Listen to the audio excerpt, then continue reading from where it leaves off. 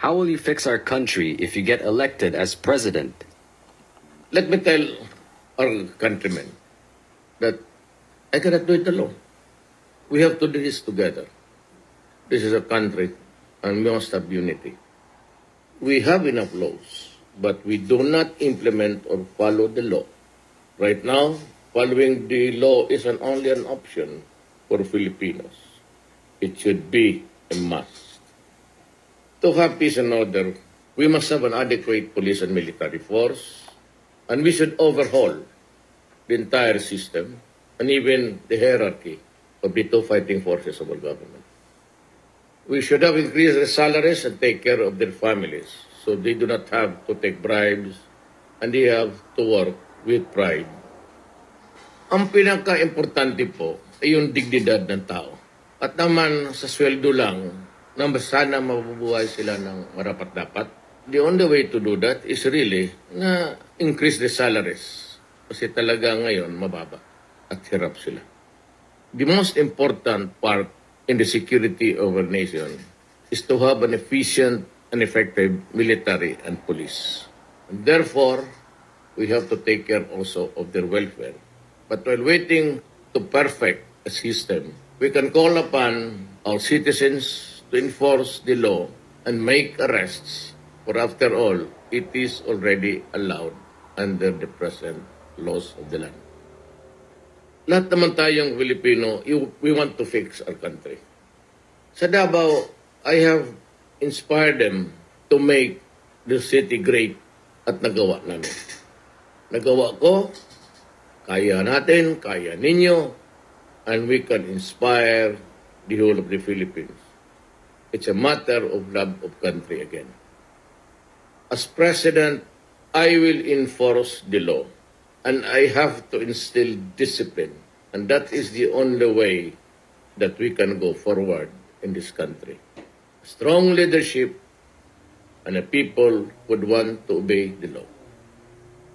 To sustain peace, we must have progress. How do you intend to improve the economy to create jobs? In any country that has progress, there has to be industrialization. To create jobs, we must create factories. We have to build industries. We have to realize our long dream of having our own steel industry. For example, we export ores and the raw materials for steel, and we buy them back as a finished product. Compounding the expense, steel is needed everywhere. It is, as a matter of fact, the mother of industries.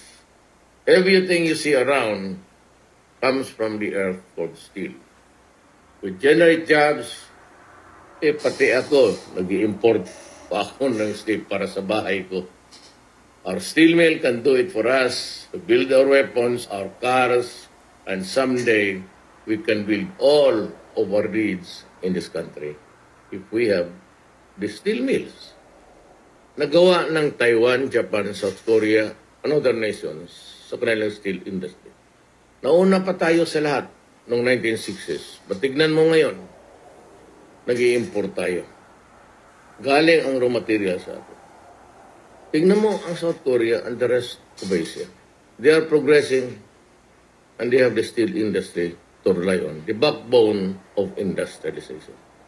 It's about time we have our own. We will welcome investors and we will fix our laws and come up with the code of economics. We will open our country for business, for investment. We will give investors more than what the other countries are giving, better than what the other competing countries are giving them. The problem in the Philippines today is that we have laws that are convoluted and the red tape is really a disturbing problem. I would assure you that I will make our economic policies and laws simple, believable, and protect the investments that would come in. Alam mo sa siyudad ko, I have imposed this rule of acting on whatever permits clearances, a 72-hour limit. Pag hindi mo nakumpleto yan, or hindi mo ginawa within 72 hours, you are no longer allowed to release it to the person or the persons concerned. You have to give it back to my table sa City Hall with an explanation why it took you more than 72 hours to act on the papers.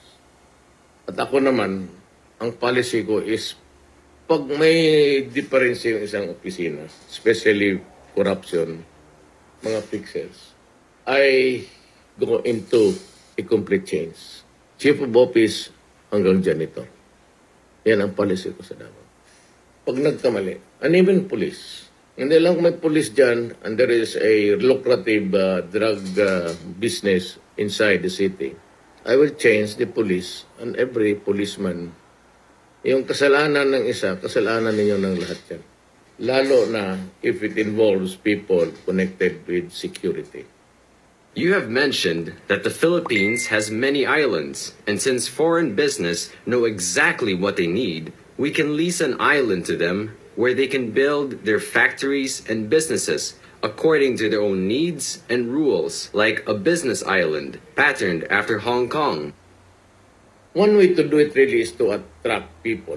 Now, if there are islands available here in the Philippines, it might be small, it might be big, but if it suits well to the business, parang ibigay mo na sa kanila without really giving up anything under Philippine law. And parang yung isang island nila, parang factory na yun nila. They can run their own show, discipline people there, and they can configure the island to their needs. Now, instead of a factory, I give you an island.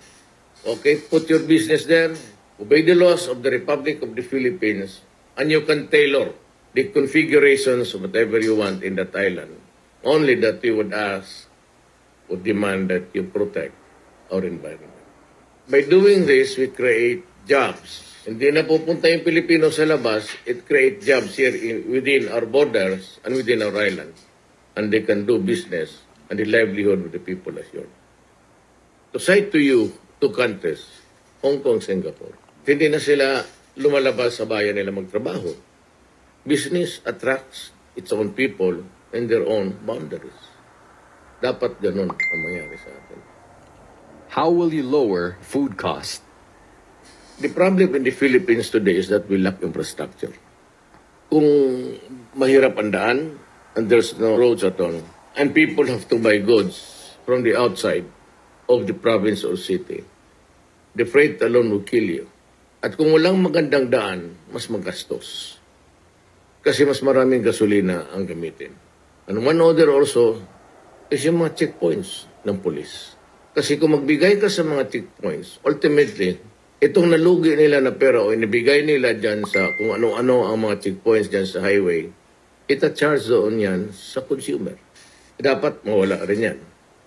Dapat ang daan maganda at mabilis.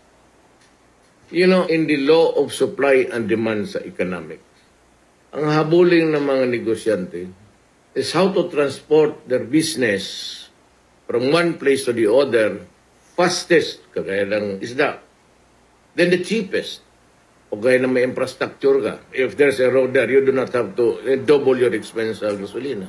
And the safest. Safe yung pagdala mo sa goods from one province to another. Yan ang rule ng economics. You transport the goods because there is a law of supply and demand. Certain goods are needed in another place, or merong isa dito, ikaw yung nag-export sa ibang bayan, you would go for the cheapest, the fastest, and the safest. Well, one factor really is the craving for profit. Bibilihin ng mga middlemen, kaya nga galit ng mga komunista dyan, yung comprador, because they double the price, and also because of the checkpoint, kung ano-anong bilihan nila, kung anong bigyan, and they will add it up to the consumer eventually. Yan ang nangyayari dyan. Everybody wants to make a living, some borrow, some of their own capital. But for the ordinary poor Filipino, he goes to borrow money from the sharks, loan sharks.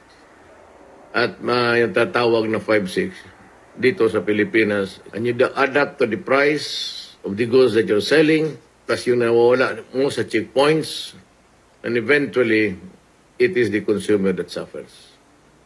Yun ang problema niya.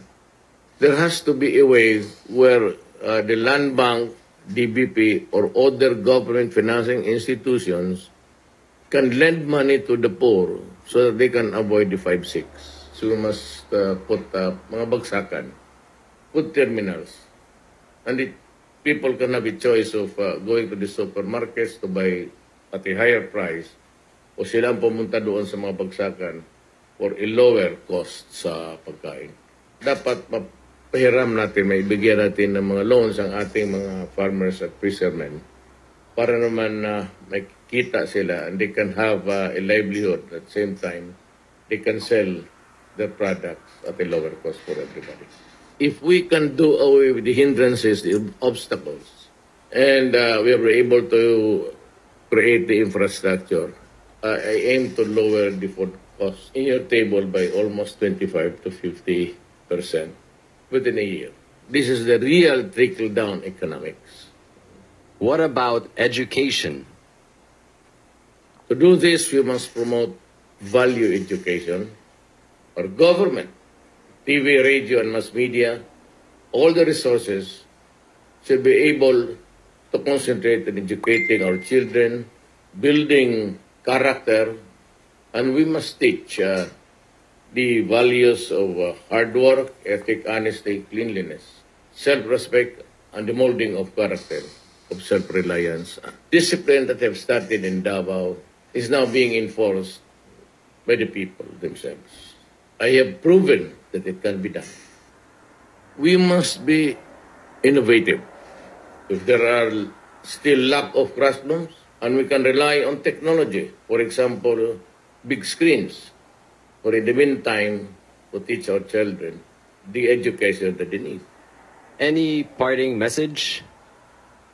Lastly, we must do our work with dignity. We must be able to realize that to progress materially and spiritually, we must be proud of ourselves and learn the dignity of labor and to respect everybody's chance. Pride and love of country and dignity will be the spiritual force